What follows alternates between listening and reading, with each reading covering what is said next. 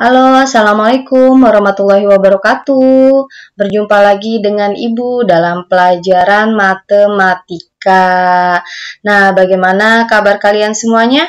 Semoga kalian dalam kondisi sehat walafiat ya. Amin, amin ya robbal alamin. Baiklah anak-anakku semuanya, untuk pelajaran matematika hari ini kita akan belajar tentang unsur-unsur dimensi 3 pada part pertama ya.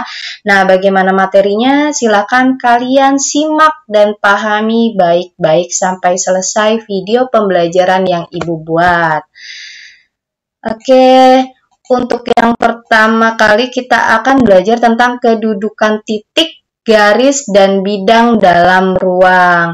Nah, untuk kedudukan titik terhadap garis, di sini sebuah titik dapat terletak di sebuah garis atau di luar garis.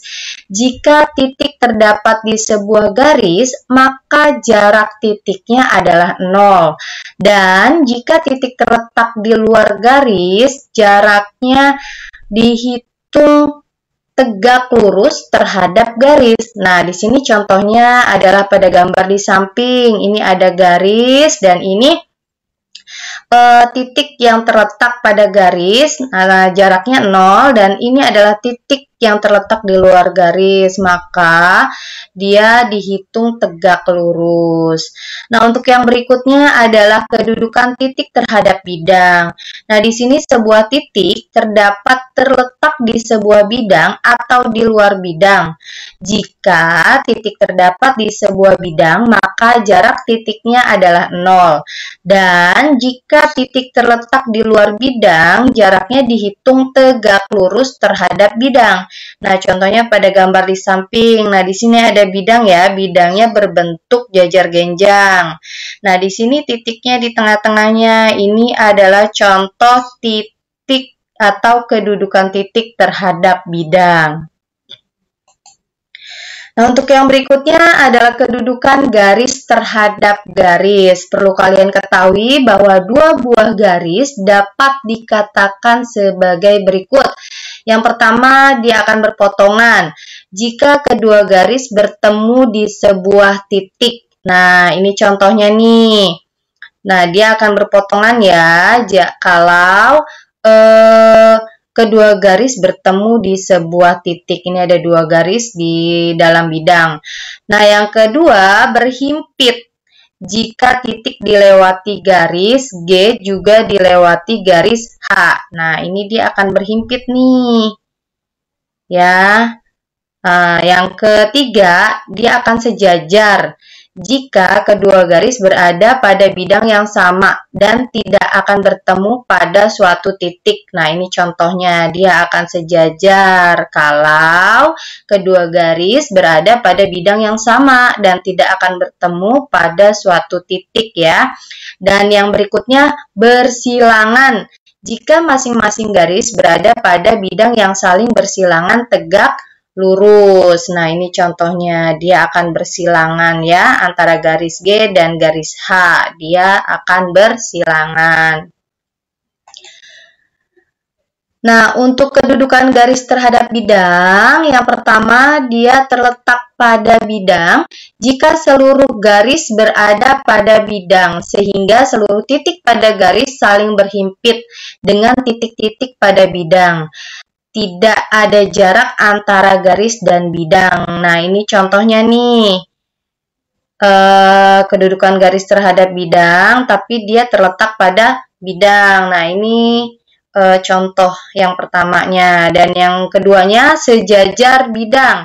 Nah, kalau sejajar bidang, jika seluruh titik pada garis memiliki jarak yang sama terhadap misal jarak titik A di garis terhadap titik A aksen, atau bayangannya ya, di bidang adalah sama dengan jarak titik B di garis terhadap titik B aksen di bidang. Nah, ini contohnya nih, garis sejajar bidang. Dia akan sejajar terhadap bidang, ini garis A dan B, dan ini A aksennya dan B aksennya ya. Jadi dia akan sejajar terhadap bidang. Yang ketiga, dia akan memotong bidang jika garis dan bidang saling tegak lurus. Nah, ini contoh yang memotong bidang jika garis dan bidang tegak lurus. Nah, ini bidangnya dan ini garisnya. Maka dia akan memotong dan akan tegak lurus.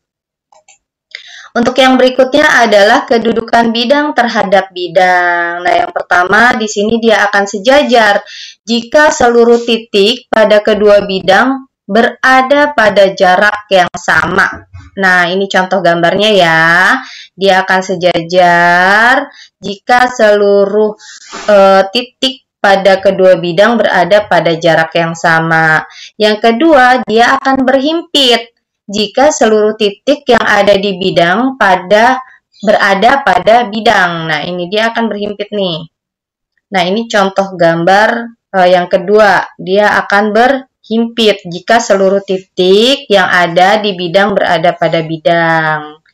Terus, yang ketiga, dia akan berpotongan jika kedua bidang bertemu di sebuah garis. Nah, ini contoh yang berpotongan jika kedua bidang bertemu di sebuah garis. Oke, baiklah, demikianlah tadi materi yang dapat Ibu sampaikan pada hari ini. Semoga kalian dapat menyimak dan memahaminya dengan baik. Jika memang kalian masih belum memahami, kalian bisa WhatsApp Ibu pribadi dan insya Allah Ibu akan jawab semaksimal mungkin ya. Oke, terima kasih sudah belajar matematika bersama Ibu hari ini dan tetap jaga kesehatan ya. Ibu akhiri. Wassalamualaikum warahmatullahi wabarakatuh. Tetap semangat ya belajarnya.